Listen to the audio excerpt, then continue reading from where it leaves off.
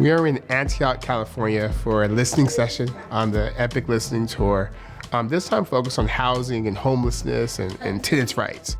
I was a young kid in Southside Stockton with a mom who made about $25,000 a year with a dad who's still incarcerated and who lived in hotels, lived in homeless shelters until we finally got housing. And we all like California given that we live here.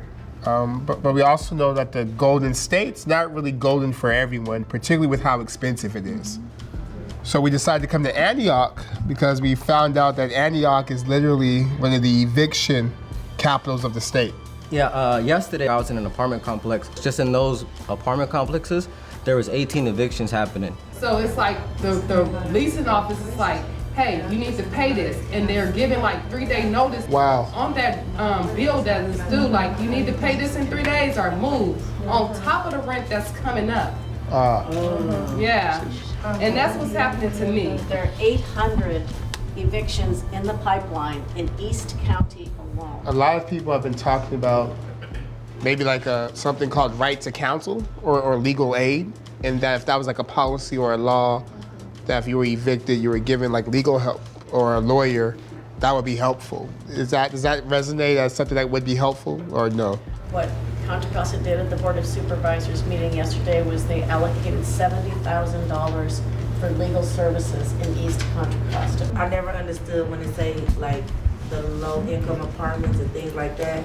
How low is low for your, what is low? You have to be in like the minority that's making a certain amount or under amount to get it.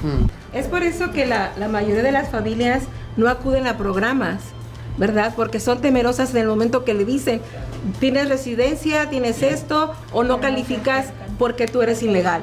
Es un programa para todo el mundo, puesto que residimos aquí. I just flag where we are. It seems like there's a bunch of state stuff that should happen, but there's also a bunch of local stuff that has to happen as well. Like I know government budgets, and to budget $70,000 for legal aid is disrespectful. And there's a problem with housing. There's a lot of students that don't have housing just last school year, and it's a struggle. For this next school year, I'm gonna be in an apartment with 5 other people, and it's gonna be over $4,000. It's a big issue with the new families. Unfortunately, like in my case, my kids say, sorry mommy, no grandkids. No grandkids because we can't even afford ourselves. Where are we gonna end it? No matter where we are in the state, we could be talking about community college students, and the issue comes back to housing. So the fact that it's not like a special issue, it's not like a fringe issue, it's a mainstream, widespread, normalized issue.